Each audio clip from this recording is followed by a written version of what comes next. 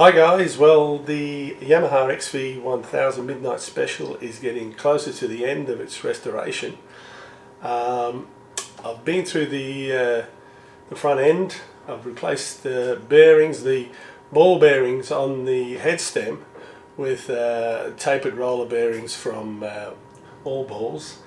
Been through, painted all the parts, tidied up the wiring, and now I'm just into the forks. I've got the fork legs off, so we can strip these down and rebuild them and get them back on the bike.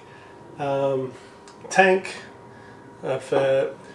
all been prepped, ready for painting. So as soon as I get these forks done, be into the tank and the side covers and get them painted and back on the bike. Okay, we've got the fork legs on the bench, left and right. They are marked with an L on them here, and yeah, the left one has the hose and the fill for the air on it as well. To pull these apart, we can take the air supply off. There's two seals holding on here, so be careful of them. Yeah, you can see the seals in there. Then we've got this sleeve. This can be tight after 30 years, so yeah, I've freed that off. And then we take the top nut off, and spring comes out and damper rod. Put that aside. There's no oil in here. I've already drained the oil out, so the drain point is at the bottom. You have a locating bolt here which locates the bottom of the damper. And next we can take this seal out, the dust seal.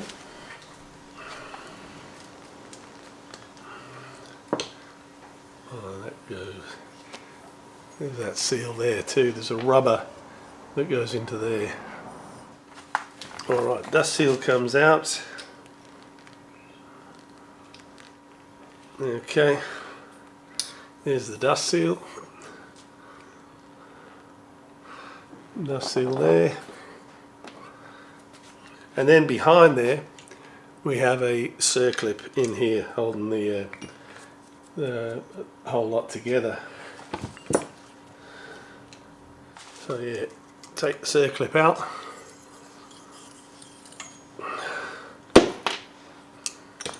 And then behind that we've got the inner seal and the bearing. Now we've got the circlip off. We take the retainer off the bottom, undo this Allen screw. Take the bottom Allen screw out. This is where you drain your oil from actually. And it's got a copper washer on that screw. That comes off. And then we just slide on the inner rod and pull out the bearing.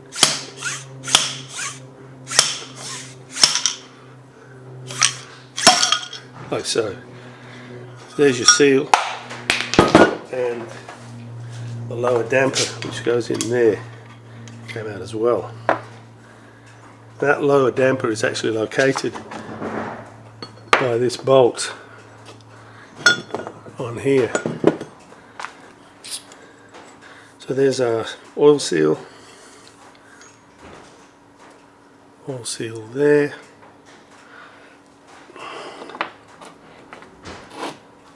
And you've got a spacer underneath. Spacer, top bearing and the bottom bearing. And inside we've got the damper and spring. Spring goes like that and the damper goes in this way. Like so. So we'll clean these parts up and reassemble it. Just looking at some of these parts, this is the damper rod, And if you look at the damper rod, it's actually got a flat on it here, or sort of kind of like a groove, but a flat, and that has to locate into the lower damper here. You can see that's also got a square, so that this kind of lines up and goes into there like that and turns around. So you will have some bit of jiggling to line that up when we put this damper rod back in. Here are the ball bearings that came out of the head stem. You know, old-fashioned technology really. I've replaced them with tapered roller bearings. I got them from All Balls, but yeah, which should be a lot better than these.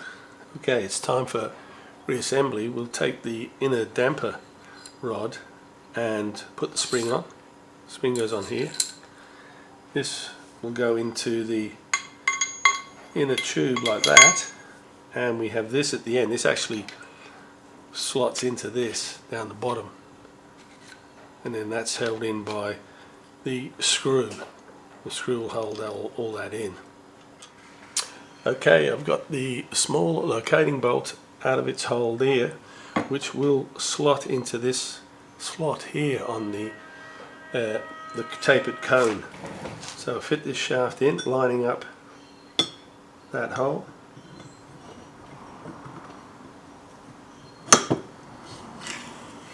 Try not to move it so that it just goes straight back.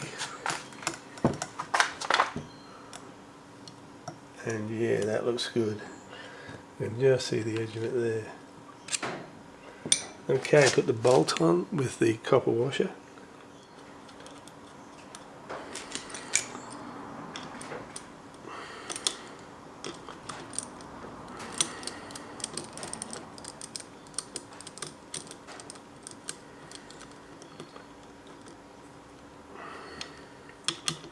And just tighten that one up. Next I'll put the 8mm cap header bolt in the bottom with the washer on and screw that one up.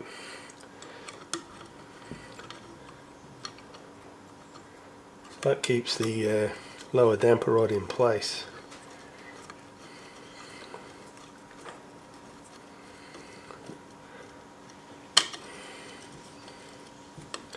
Just tighten that up for now, just not real tight.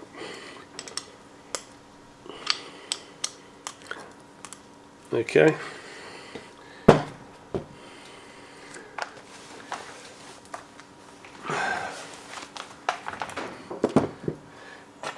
Next goes on the top bearing.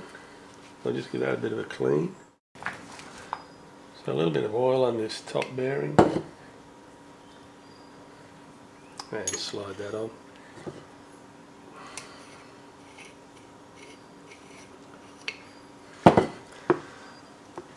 That goes down into here. Now the next thing, I reckon, the way to do this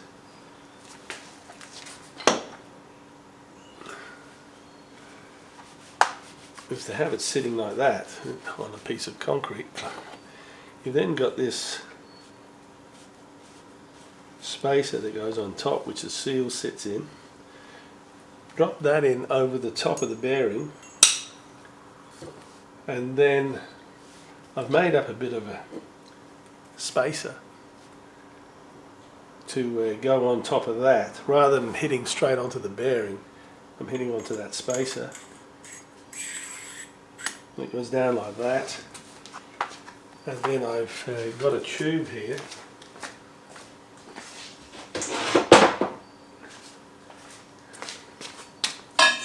I put this tube over the top, and then put this tube over. That fits over the little bit of wood on top, and I'll tap that in.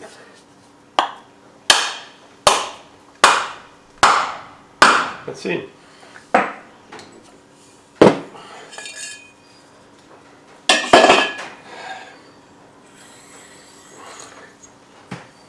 That's the bearing in. Next goes the seal.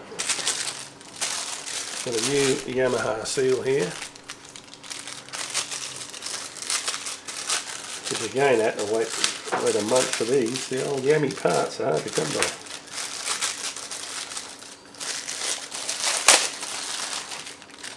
So a bit of oil on this seal.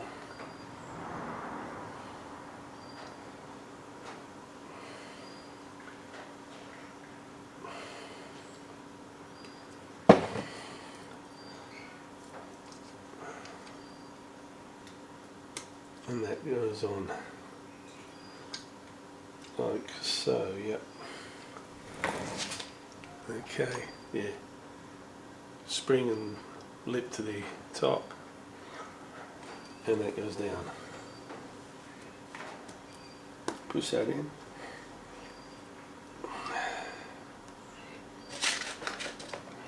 And I put my spacer on there. And the tube, and I'll tap that on as well.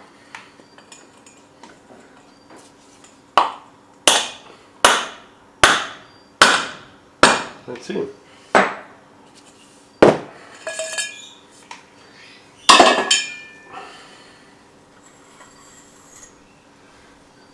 So yeah, if you can make yourself one of these, it's the way to go. It really fits those parts nicely. Next we've got the circlip. It goes back in.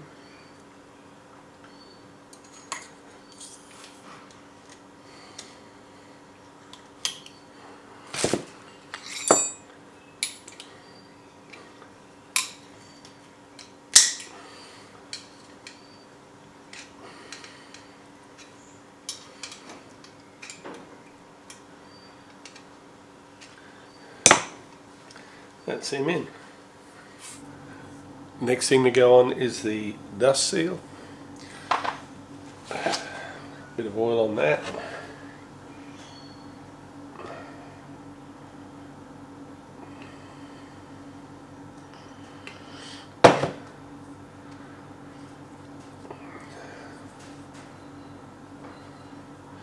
That goes on like so. Then I've got a sleeve which goes over that seal nicely, and then my other sleeve. Put our tube on,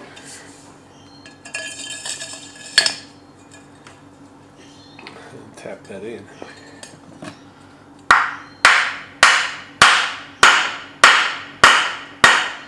That's in.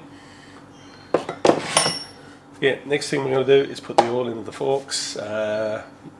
Yamaha XV1000 83 model takes 290 ml of oil.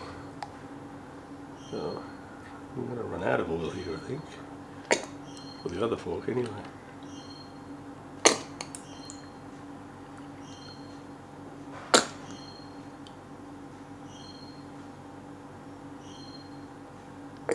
That's it there.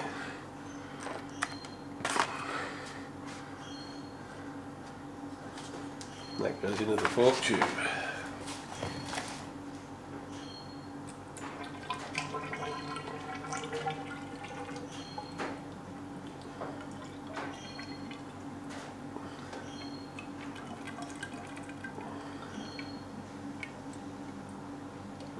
Okay. Next thing, we put the damper rod in the spring. Damper rod goes into the spring. It's kind of got a little bit of a flat on it there, which you have to line up as you put it in.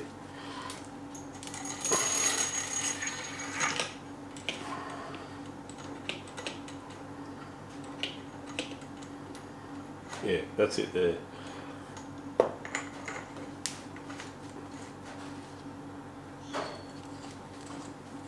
Okay, and that gets tightened up. I'll recheck that once it's in the bike. Well, that's ready to go into the bike.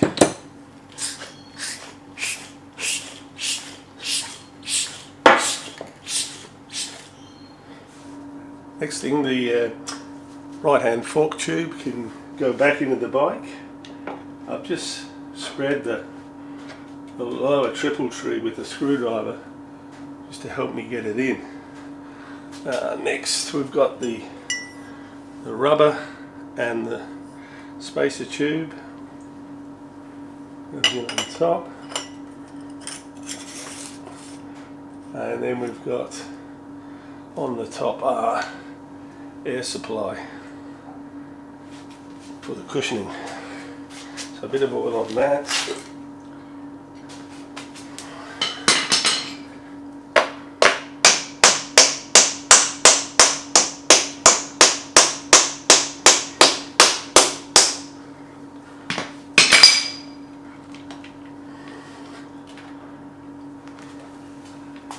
Okay, that's him through. We'll level him up once we get the other one in. Well, the front forks tubes have been installed onto the bike. The front wheel and the two front brake calipers are on. The forks have been filled with the correct amount of oil, and I've added 12 psi of air pressure into the forks as well. So it's all go. The only thing I'm going to do now is bleed the brakes. So I'm just going to top the master cylinder up.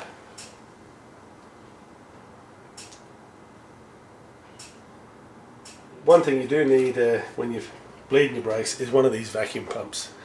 I heard the Takiko 6-piston calipers were hard to bleed. With one of these, it's a piece of cake. So we just put this onto the bleed screw. The spanner on there so we can loosen him off and tighten him back up again. And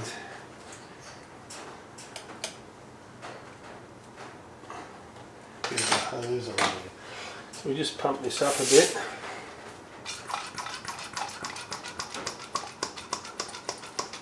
We'll drag. There's no oil in these pipes at all, so it's going to take me a little bit to get all the oil through. Okay, I've got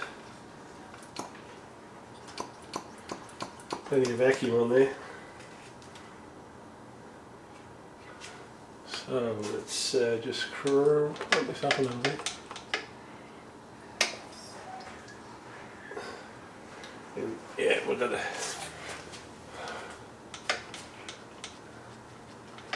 be pumping that all through.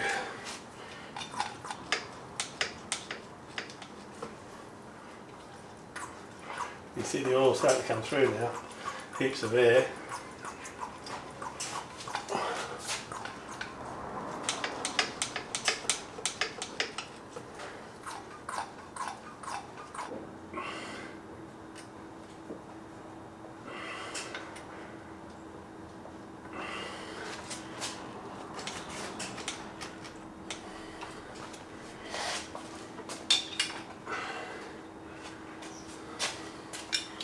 Right, we'll just check this side again, that other side's okay. You do have to watch, you do get a little bit of air getting dragged in if you don't have a good seal on this pipe, you know.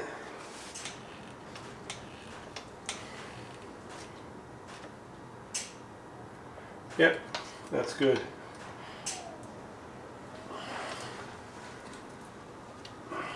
Tighten that up.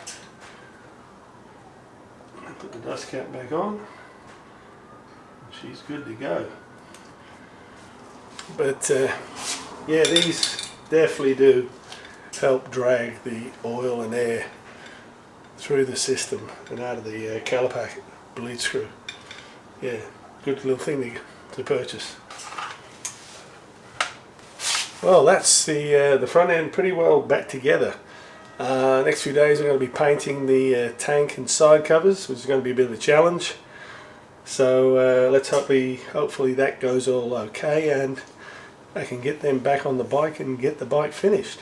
Well guys, the Yamaha XV1000 Midnight Special is just about at an end now. Front end's on, brakes are done, and I've painted the tank and side covers.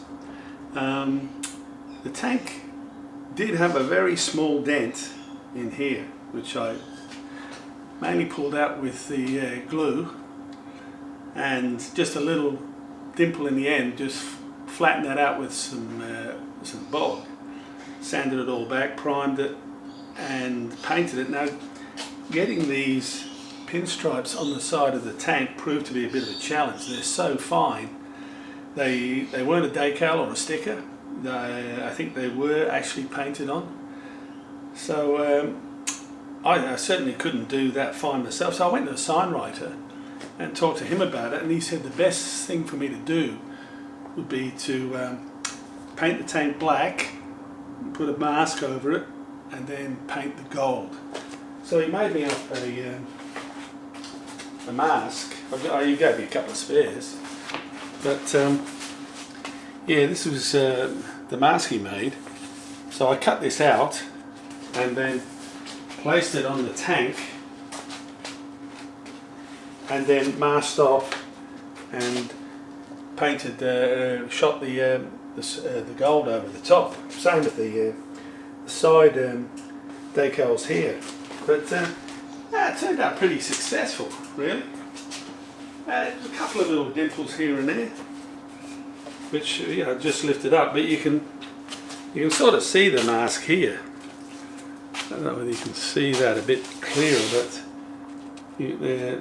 this paper comes off and the mask just sticks onto the tank. So yeah, cut that out pretty closely and got on the tank and masked it and painted the gold, and yeah, I'm pretty happy with that. The next challenge I had painting was painting these small emblems, which were all faded and the gold had broken off. So the way that I did it, because I'm shooting 2K 2-pack paint, was to sand these back, lightly sand them back, and then spray them with a plastic etch primer. Then I spray painted the gold base coat, and then I spray painted clear over the gold. Now, just after the clear coat had dried, I sanded it back with 800, and you could actually spray black right over the top. And then once the base coat black is dried, which base coat can be washed off with thinners, and if you gently took a rag and just cleaned off the black off the gold, it would reveal the gold clear coat underneath, and then you would spray clear coat over the top. What I did was, once it was gold painted and clear coated, I then just got straight black base coat and tiny little brush and a little pinpoint stick like a toothpick, and just dabbed it all around where the black went, let it dry, and then clear coated it. And yeah, I think it's come out pretty good. This goes on here, so that the next thing to do is to use this paint guard double-sided double-sided protection film. Fantastic stuff. But yeah, I'll put this onto the back of the emblem, and then that will stick onto the side cover. So yeah, that's basically the last thing I've got to do. I haven't done the fuse box yet. I'm going to do that. It's just a little job.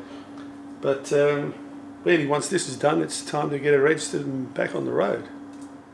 Okay, I've got the double-sided 3M tape on the back here. This is red, so I'll just peel this red off, and then we can stick it onto the side cover.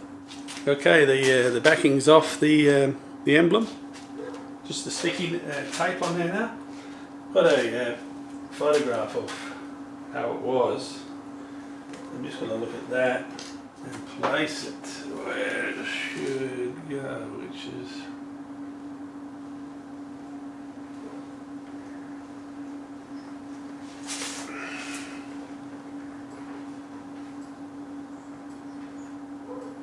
pretty much there.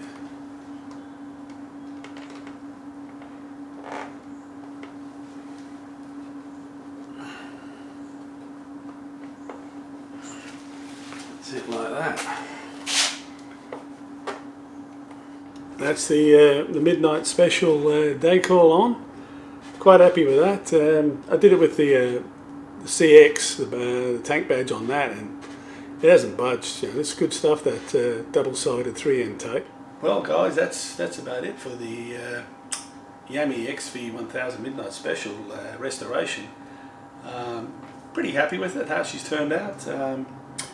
Glad I didn't chop it up, you know, like I bought this bike to build a calf racer, but it was too good to start hacking up. And yeah, they're becoming pretty rare, these 1983 Midnight Specials, so I'm glad I kept her in original condition. All I've got to do now is get it registered. It is registerable. I've had it registered before, so it's just a matter of going down, getting it registered, and get it back on the road, take it for a ride. But yeah, she's all going. Just start her up for you.